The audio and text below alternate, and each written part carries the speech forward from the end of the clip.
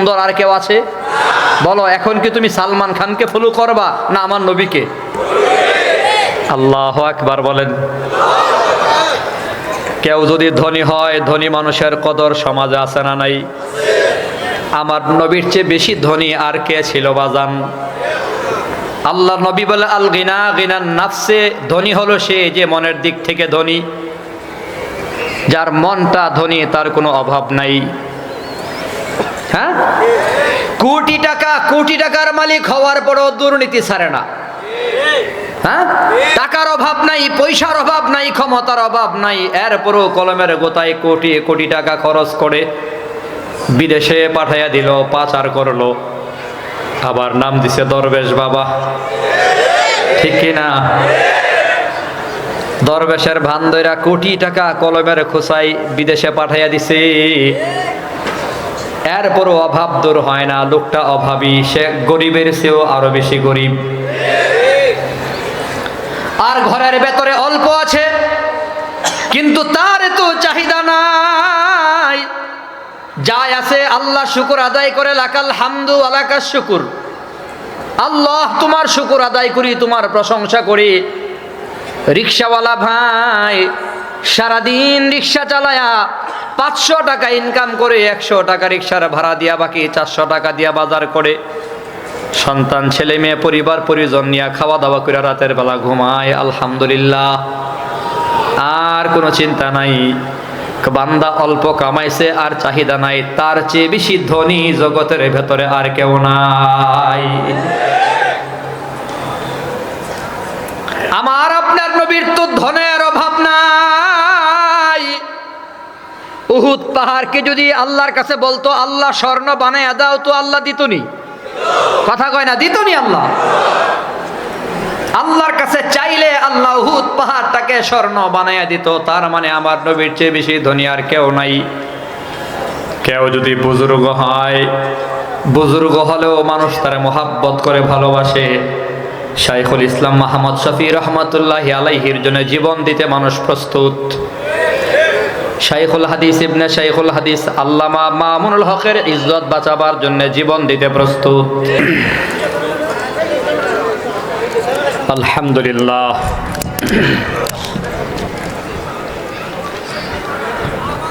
আলহামদুলিল্লাহিল্লাযী খালাকাল ইনসান ওয়া আল্লামাহুল বায়ান ওয়া আশহাদু আল্লা ইলাহা ইল্লাল্লাহু ওয়া লা খালিকা ইল্লাল্লাহু ওয়া লা মালিকা ইল্লাল্লাহ ওয়া লা রাযিকা ইল্লাল্লাহু ওয়াহদাহু লা শারীকা লাহু وأشهد أن سيدنا وسندنا وحبيبنا وطبيبنا وطبيب قلوبنا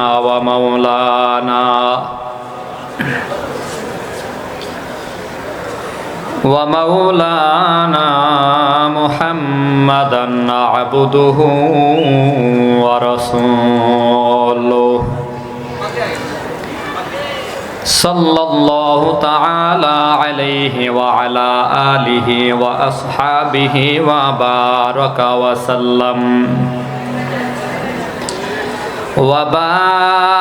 وسلم تسليما كثيرا الذي أرسله الله تعالى بالحق بشيرا ونذيرا وداعيا إلى الله بإذنه وسراجا منيرا أما بعد فأعوذ بالله من الشيطان الرجيم بسم الله الرحمن الرحيم لقد كان لكم في رسول الله أسوة حسنة فقد قال النبي صلى الله عليه وسلم إنما بعثت لأتمم مكارم الأخلاق أو كما قال النبي عليه الصلاة والسلام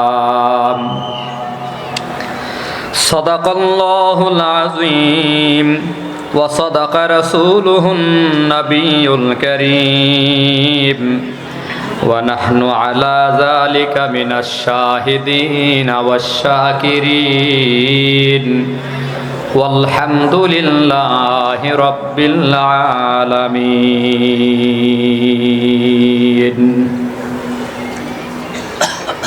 জামিয়াতুল কোরআন ওয়াস সুন্নাহ ইসরাফিল কমপ্লেক্স এর উদ্যোগে হাফেজ ছাত্রদের পাগড়ি প্রদান উপলক্ষে 2 দিনব্যাপী ঐতিহাসিক আজিমুশান ইসলামী মহাসম্মেলনের আজ প্রথম রজনীর বর্তমান অধিবেশনে উপস্থিত মুহতারাম শ্রদ্ধাভাজন সম্মানিত সভাপতি হযরত উলামায়ে কেরাম, আজিজ তোলাবা, মুরব্বী বাবারা, যুবক বন্ধুরা, পর্দার আড়ালে বসা শ্রদ্ধেয়া সম্মানিতা মা ও বোনেরা, মহান আল্লাহ পাকের শুকর যিনি মেহেরবানি করে দয়া ও মায়া করে রহমতি বরকতি জান্নাতি মজলিসে আপনাকে আমাকে কবুল ও মঞ্জুর করেছেন, এজন্য সকলেই কালিমাতুশ শুকুর একবার পড়ে নেই আলহামদুলিল্লাহ। সবার আওয়াজ একসাথে হতে হবে, এক সুরে সবাই আলহামদুলিল্লাহ। এই প্রোগ্রামে আসা হলো বরকত নেওয়ার উদ্দেশ্যে। এখানে বরেণ্য ওলামায়ে কেরাম বয়ান করবেন, আমরা বয়ান শুনবো ইনশাআল্লাহ।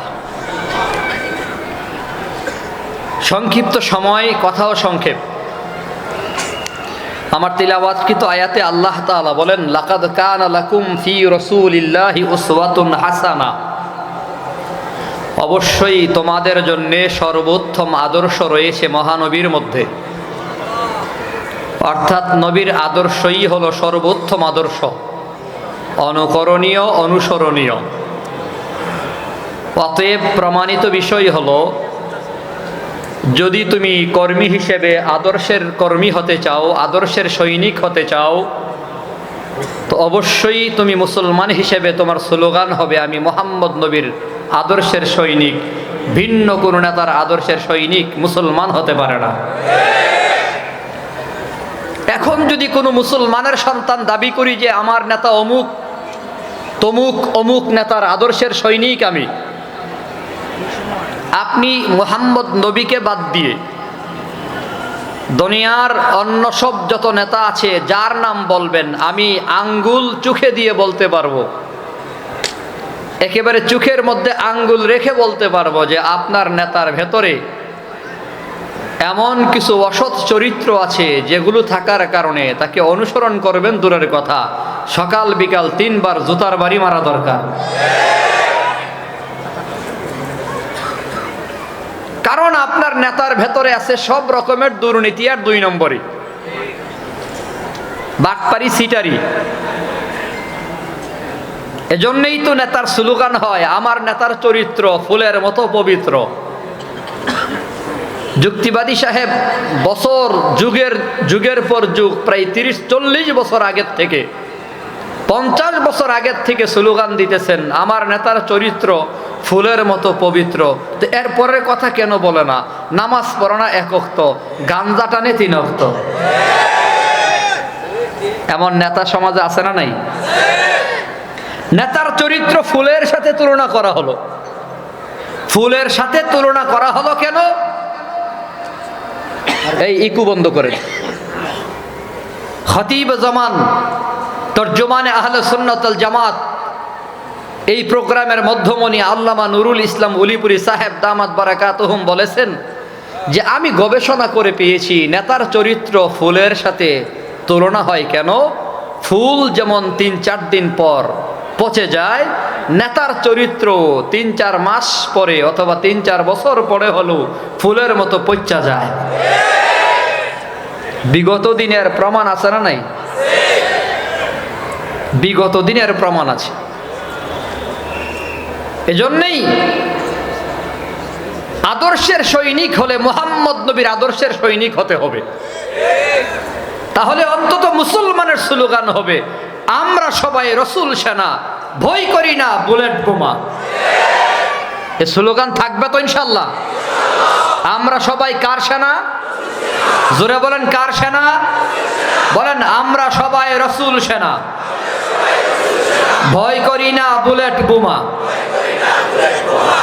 মহানবীর আদর্শের সৈনিক আমরা। একজন মানুষের আদর্শকে ফলো করা যায় কখন? ওলামায়ে কেরাম বলে, একজন মানুষের ভেতরে অন্তত 4টি গুণের কোনো একটা গুণ যদি থাকে, মানুষ তারে ফলো করে। কয় গুণের? 4 গুণের কোনো একটা গুণ যদি কারো মধ্যে থাকে, মানুষ তারে ফলো করে। নাম্বার 1, কেউ যদি খুব সুন্দর হয়, সুন্দর মানুষের ফলোয়ার আছে না নাই? নায়ক নায়িকাদের ফলোয়ার আছে না নাই? তাদের পেজে লক্ষ লক্ষ ফলোয়ার, বডি সুন্দর, চেহারা সুন্দর, সুন্দরী, এজন্য তাদের ফলোয়ার আছে। তো সুন্দরের একটা কদর আছে দুনিয়ার ভেতরে। নাম্বার 2, কেউ যদি খুব ধনী হয়, বিশিষ্ট শিল্পপতি, ধনী মানুষের কদর সম্মান আছে না নাই? নাম্বার 3, কেউ যদি খুব বুজুর্গ হয়, আল্লাহওয়ালা হয়, আল্লাহর সাথে যার কানেকশন ভালো হয়, ওই বুজুর্গের মান মর্যাদা সম্মান ইজ্জত আছে না নাই? নাম্বার 4, কারো চরিত্র যদি ভালো হয়, আখলাক আচার আচরণ যদি ভালো হয়, ব্যবহার যদি ভালো হয়, তো মানুষ তারে পছন্দ করে। ব্যবহার যার ভালো, আখলাক যার ভালো, তারও একটা কদর সম্মান আছে না নাই? এই 4 গুণ আপনার আমার নবীর ভেতরে কমপ্লিট, পরিপূর্ণ আছে কি নাই? বলেন, আমার নবীর চেয়ে বেশি সুন্দর আর কেউ আছে? হ্যাঁ? দুনিয়ার ভেতরে আর কোনো সুন্দর আছে? আল্লাহ আর কোনো এমন সুন্দর করে কাউরে বানাইছে? ইউসুফ নবী পৃথিবীর অর্ধেক রূপের অধিকারী, অর্ধেক সুন্দর। জালালাইন শরীফ যখন পড়ি, উস্তাদকে জিজ্ঞাসা করেছিলাম, হুজুর, ইউসুফ নবী পৃথিবীর অর্ধেক রূপের অধিকারী, অর্ধেক সুন্দর, তো আমাদের নবী কেমন সুন্দর ছিল? 2টা শব্দে জবাব দিয়েছেন উস্তাদে মোহতারাম আব্দুল মালেক সাহেব দামাত বারাকাতুহুম।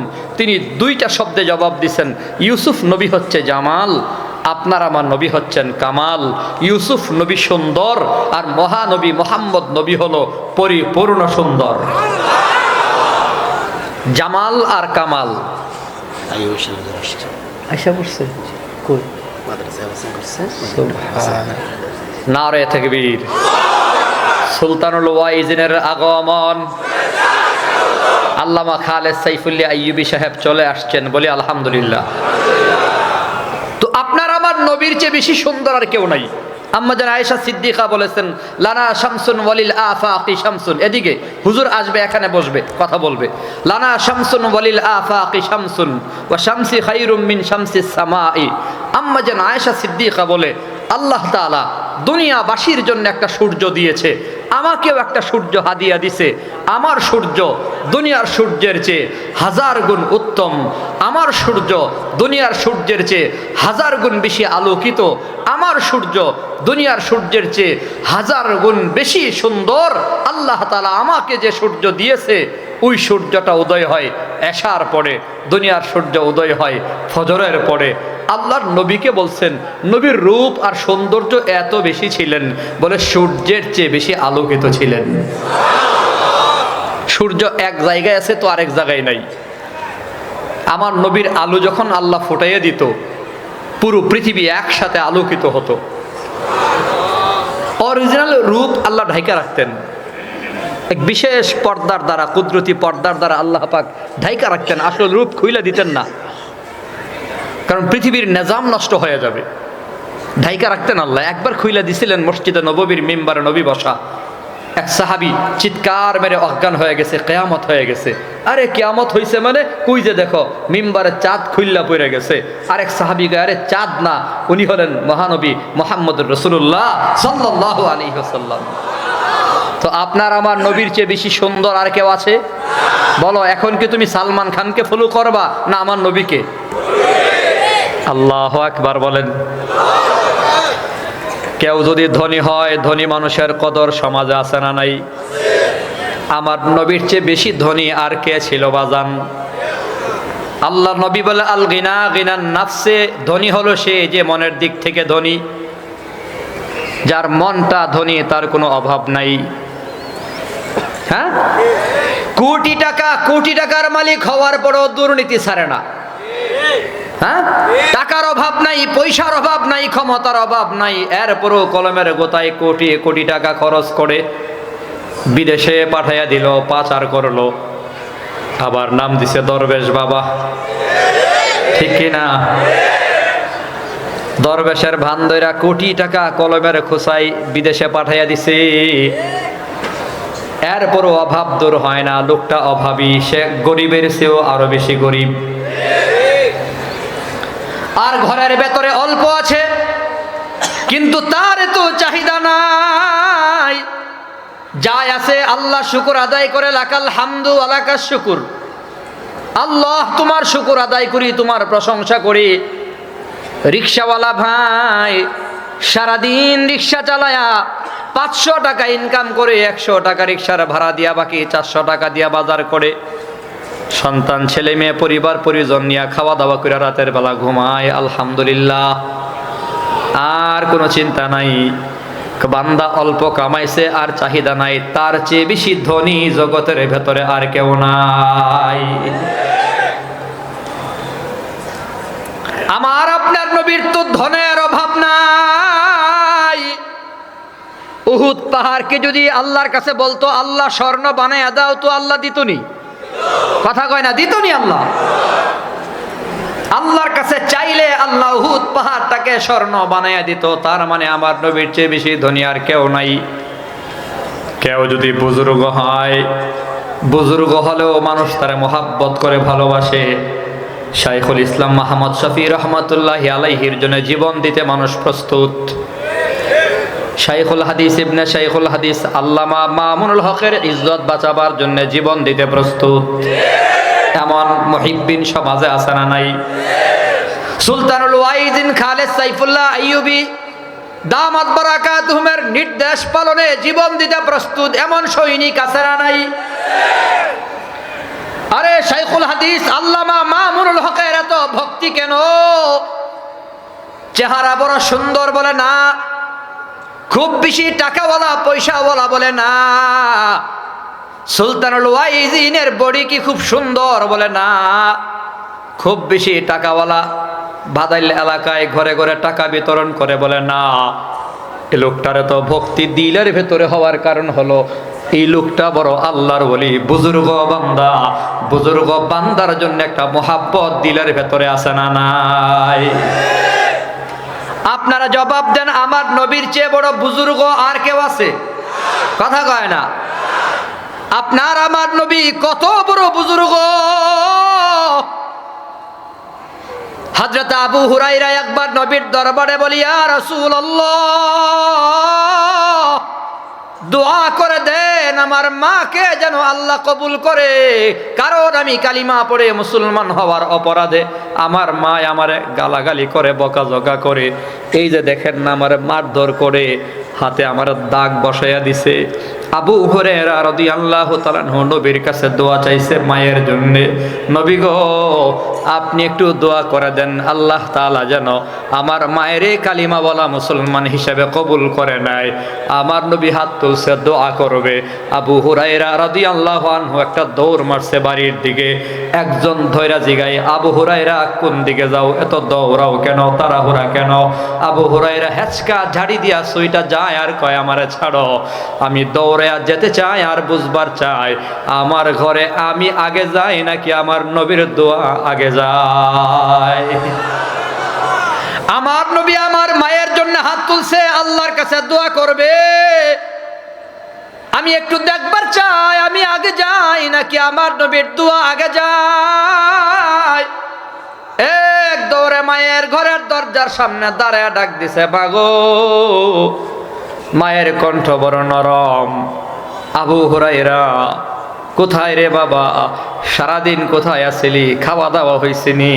গলার কণ্ঠ নরম দেখে আবু হুরায়রা রাদিয়াল্লাহু তাআলা আনহু বড় টেনশনে পড়ে গেল। যেই মা আমার কণ্ঠ শোনার সাথে সাথে গালাগালি করতো, বকাঝকা করতো, মারধর করার জন্য পাগল হয়ে যাইত, ওই মায়ের দরদ আজকে নরম, দিল বড় নরম, কণ্ঠটাও নরম। ব্যাপারটা কি? মা গো, আপনার আওয়াজ এত নরম কেন? আবু হুরায়রা রে, আমার দিলটা কেমন জানি করতে আছে, তুই আমারে নিয়া চল, আমি মুহাম্মদ নবীর কাছে যায়া কালিমা পড়ে মুসলমান হয়ে যাবো। আপনার আমার নবীর চেয়ে বড় বুজুর্গ আর কেউ আছে? কারো আখলাক যদি ভালো হয় তো মানুষ তারে ফলো করে, মোহাব্বত করে। আপনার আমার নবীর আখলাক আর চরিত্র, আচার আচরণ, ব্যবহার কেমন? আল্লাহ তাআলা নিজে সার্টিফিকেট বয়ান করেছে মিয়া। দুনিয়ার এমপি, মন্ত্রী, বিসিএস ক্যাডার, এসপিডিসির চরিত্রের সার্টিফিকেট পর্যন্ত আমার মতো চেয়ারম্যানরা দেয়। আমার এলাকার এমপি সাহেবের সনদ, চারিত্রিক সনদপত্র আমার স্বাক্ষর দেওয়া হয়। মানে আমি লিখি অমুক অমুক বাবা, মায়ের নাম এই, গ্রাম এই, তার চরিত্র ভালো, সে রাষ্ট্রবিরোধী কোনো কাজ করে না। চেয়ারম্যানদের সার্টিফিকেট দিয়া প্রমাণ হয় না তার চরিত্র ভালো। আর আপনার আমার নবীর চরিত্রের ব্যাপারে সরাসরি আল্লাহ তাআলা কোরআনের ভেতরে সার্টিফিকেট বয়ান করেছে। যেই নেতার চরিত্রের সার্টিফিকেট আল্লাহ বয়ান করেছে, এই নেতারে বাদ দিয়া তুমি ঘুরতেছো লম্পটার বদমাইশের পেছনে। সময় এসেছে পরিবর্তন করতে হবে। আজকের থেকে সিদ্ধান্ত নিতে হবে, আগামীর সংসদে কোনো দুর্নীতিবাজ, লম্পট, নষ্টভ্রষ্ট কাউকে ঢুকতে দেওয়া হবে না।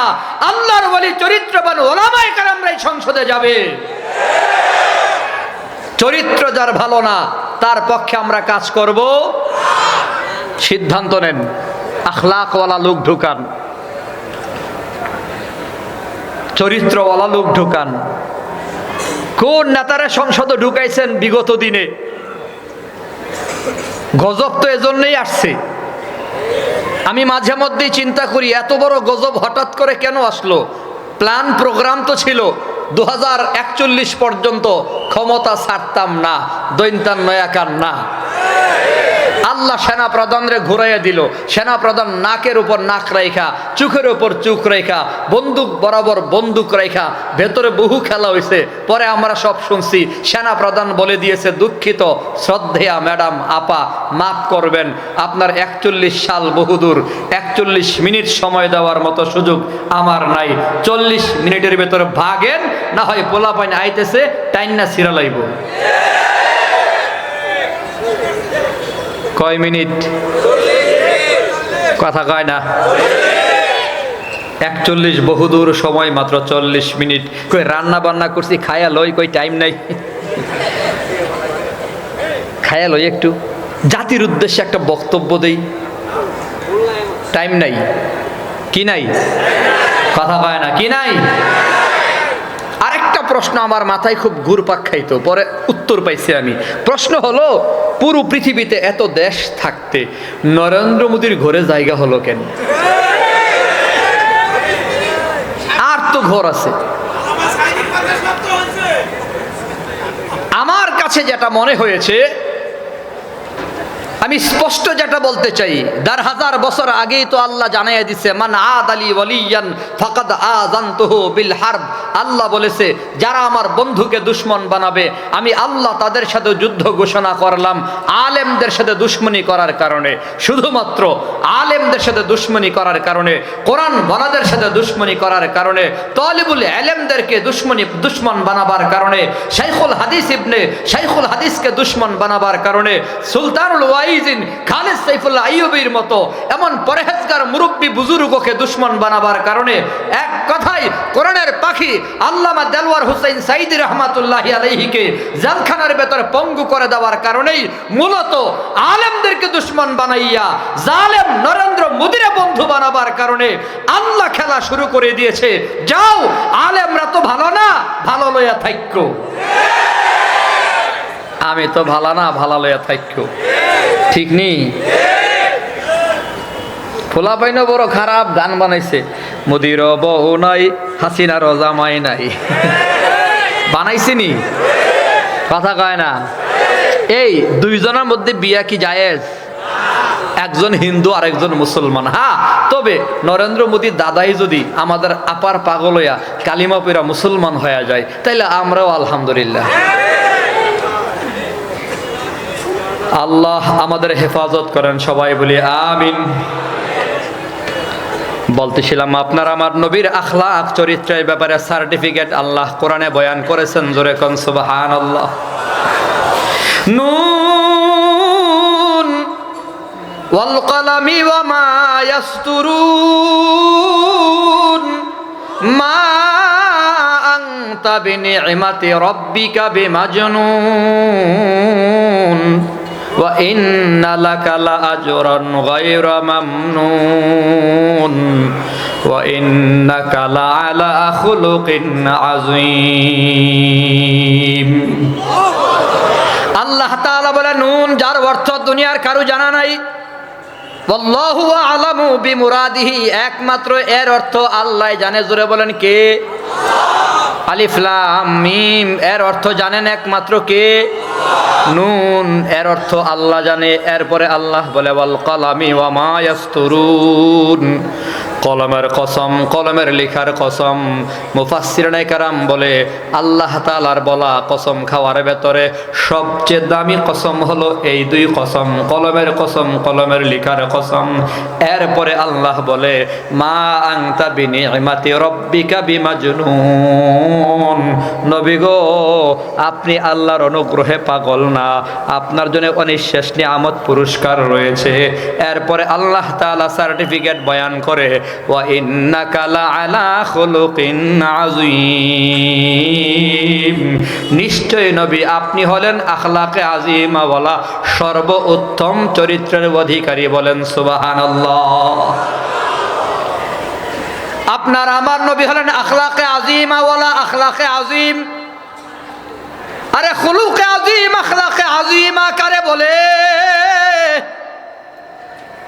আখলাকে আযীমা ওয়ালা নবীর বৈশিষ্ট্য হলো 63 বছর জীবনে কাউরে গালি দেয় নাই। 63 বছরের জীবনে আমার নবী কাউরে ধমক পর্যন্ত দেয় নাই, নিজের স্বার্থে কখনো কাউরে থাপ্পড় দেয় নাই, কাউরে গালি দেয় নাই, কাউরে বকা দেয় নাই, নিজের স্বার্থে কখনো কারোর সাথে খারাপ আচরণ করে নাই। 63 বছর কাটায়া দিলেন। আনাস ইবনে মালিক রাদিয়াল্লাহু আনহু বলে খাদামতুন নাবিয়্যা সাল্লাল্লাহু আলাইহি ওয়াসাল্লাম 10 সিনিন, 10 বছর নবীর খেদমত করেছি। লা ক্বালা লি উফিন, 10 বছরে একদিনও নবী উফ শব্দ করে নাই। অর্থাৎ 63 বছরের জীবনে আমার নবী কখনো কাউরে ব্যক্তিগত স্বার্থে কখনো ধমক পর্যন্ত দেয় নাই। জোরে বলেন সুবহানাল্লাহ। ধমকও দিছে না নবী, ধমকও দেয়নি। আর আজকে তুমি